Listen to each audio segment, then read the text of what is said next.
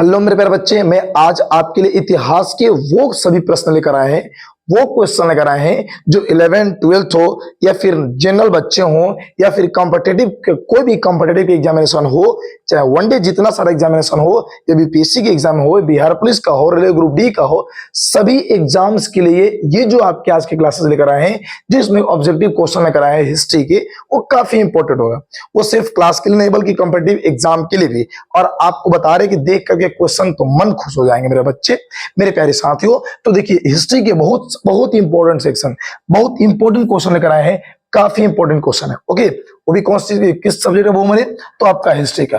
तो जरा सा हम लोग देखते हैं जरा सा कि किस प्रकार के क्वेश्चन है और कौन कौन से प्रश्न है। ओके, ध्यान से क्वेश्चन को देखिएगा, काफी इंपॉर्टेंट आपके सभी एग्जामिनेशन के लिए। चलिए, तो जैसा कि आप लोग देख रहे हैं यहाँ पे, देखिए जैसा कि आप लोग यहाँ पे देखिए,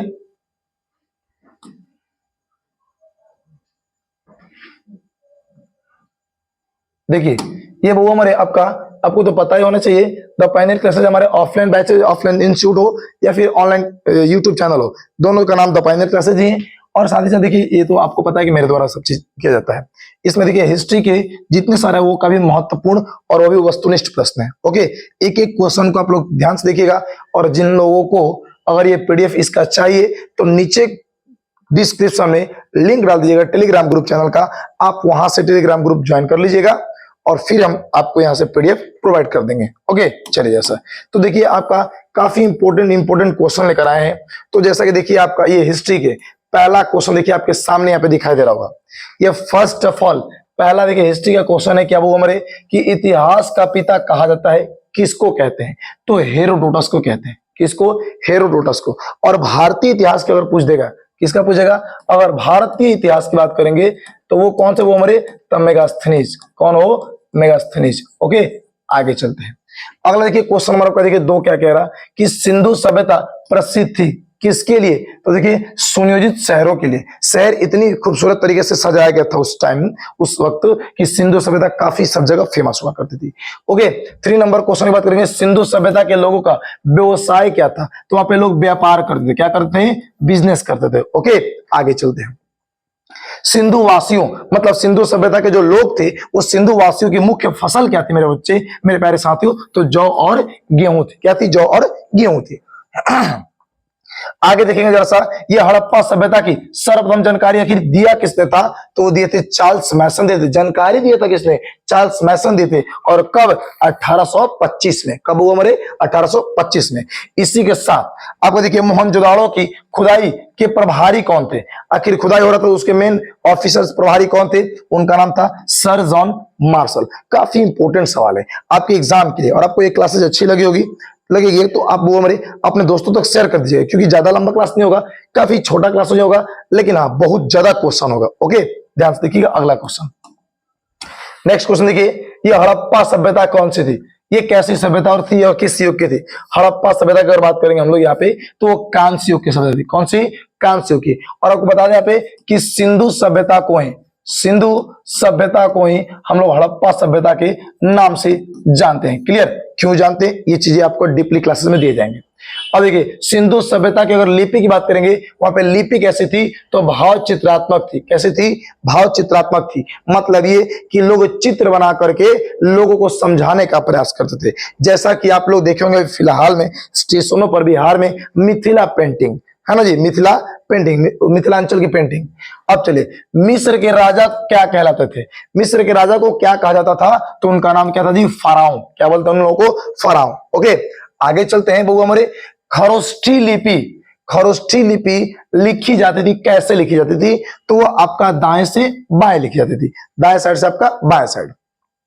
स्वास्तिक चिन्ह देन है किसकी? आप इस जब चिन्ह देखे होंगे, इस तरीके से चिन्ह देखे होंगे आप लोग, इस तरीके से चिन्ह देखे होंगे आप लोग, इस तरीके से। तो ये जो आपका चिन्ह है, इसी को हम लोग स्वास्तिक चिन्ह कहते हैं। तो स्वास्तिक चिन्ह किसकी देन है? तो सिंधु सभ्यता की। किसकी? वो हमारे सिंधु सभ्यता की। ओके, अगला देखेंगे, आदि मानव ने, कौन? आदि मानव, हमारे पूर्वज। ओके, सर्वप्रथम सीखे थे। क्या सीखे थे? सबसे पहली बार इंसान आदि मानव क्या सीखे थे? वो हमारे तो आग जलाना। क्या सीखे थे? वो आग जलाना, वन लाइनर है, काफी इंपॉर्टेंट है। आदि मानव बहुमरे आपका सबसे पहले क्या सीखे थे, तो आग जलाना सीखे थे। ओके, है कि नहीं? मजेदार मजेदार क्वेश्चन है, काफी इंपॉर्टेंट है। देखिएगा, एक से एक चीज खतरनाक सीखने को मिलेगा आपको।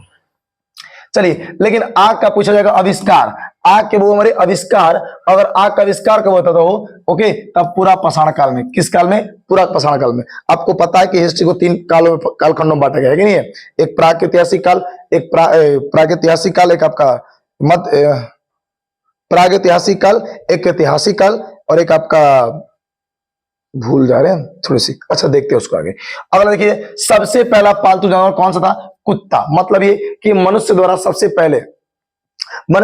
पहले अगर कोई जानवर को पालतू बनाया गया था तो वो कौन सा जानवर था? वो कुत्ता था आपका। ओके, इसी के साथ अगला क्वेश्चन, सिंधु सभ्यता थी, कैसी सभ्यता थी? इस आदि ऐतिहासिक, हाँ लीजिए आ गया आपका प्रागैतिहासिक, आदि ऐतिहासिक और ऐतिहासिक, ये 3 कालखंडों में, प्रागैतिहासिक, आदिऐतिहासिक और ऐतिहासिक, इतिहास को 3 कालखंडों में बांटा गया। ओके, आगे चलते हैं। हड़प्पा स्थित है किस नदी के किनारे? कौन सी नदी के तट पर? तो वो रावी नदी के तट पर। कहां पर बहुआ मेरे साथी? कहां पर? रावी नदी के तट पर। ओके, और सिंधु सभ्यता का प्रमुख बंदरगाह कौन सा था जी? तो उसका नाम क्या था? लोथल बंदरगाह। कौन सा?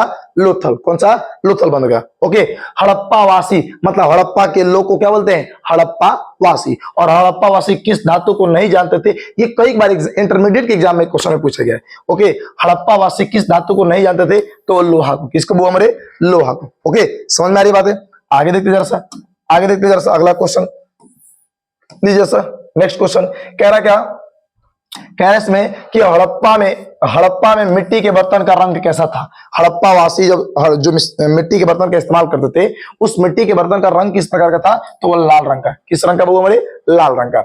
उसी प्रकार मेरे प्यारे लाल लालियों, ये चावल के साक्ष्य मिले कहां से? चावल का प्रूफ, साक्ष्य माने प्रूफ कहां से मिला है? तो आपका लोथल और रंगपुर से, लोथल बंदरगाह से और रंगपुर से। ये सब के सब क्या है? तो सिंधु सभ्यता का जगह है। ओके, जगह के नाम है सिंधु सभ्यता। 21 नंबर क्वेश्चन, सिंधु सभ्यता का मान्यता प्राप्त काल, कौन सा समय को मान्यता प्राप्त मिला है? तब 2500 ईसा पूर्व से 1750 ईसा पूर्व तक के काल को। मोहनजोदाड़ो स्थित है भैया हमारे, वो कहां पे? अभी फिलहाल में मोहनजोदाड़ो कहां है? तो पाकिस्तान के, और पाकिस्तान के किस जिले में? तो लड़काना जिले में। किस जिले में? पाकिस्तान के लड़काना जिले में। ओके, आगे चलते हैं। तो मेरे प्यारे साथियों, ये देखिए मोहनजोदड़ो स्थित है कहां पर? मोहनजोदड़ो कहां स्थित है? वही बात देखिए, थोड़ा सा रिपीट हो गया है, पाकिस्तान के लड़काना नामक जिले में। आगे देखते हैं, मोहनजोदड़ो की खोज किसने किया था? मोहनजोदड़ो की खोज भैया आपने देखिए, इसके ऊपर पिक्चर भी निकला था। मोहनजोदड़ो की खोज आखिर किया किसने था? तो आपका राखल दास बनर्जी किए थे, वो भी 1922 में। कब किए थे? 1922 में। इसके पहले आपका हुआ था 1921 में सिंधु सभ्यता या हड़प्पा सभ्यता की खोज। ओके, आगे चलते हैं। उसको किए थे दयाराम साहनी। क्लियर? आगे चलते हैं। 25 नंबर देखिए क्वेश्चन, 25 नंबर देखिए क्वेश्चन क्या रहेगा कि नर्तकी की कांस्य मूर्ति मिली है। मतलब ये कि आप लोग देखेंगे इस तरह से जो नचनिया थी ना, इस तरीके से नचनिया जी, इस तरह से पता नहीं कैसे होता है, तो उस नचनिया की, नर्तकी मतलब नचनिया, डांसर के कांस्य की मूर्ति, कांसा की मूर्ति मिली है, वो भी कहां से बुआ हमारे? मोहनजोदाड़ो से। ओके, कहां से मिली है? मोहनजोदाड़ो से। समझ में आ रही है हमारी बातें? तो मेरे प्यारे साथियों, इस तरीके का आपका क्लासेस बहुत आपका 300 प्लस क्वेश्चन है। तो मेरे प्यारे बच्चे, आज की वीडियो में हम यहीं तक रहने दे रहे, फिर मिलते हैं हम लोग कल के लेक्चर में। आपका डे 2 में, आपका डे 1 है, फिर मिलेंगे हम लोग डे 2 में, तो इंतजार करिए डे 2 का। ओके, तो फिर मिलेंगे अगले वीडियो में, तब तक के लिए जय हिंद, जय भारत।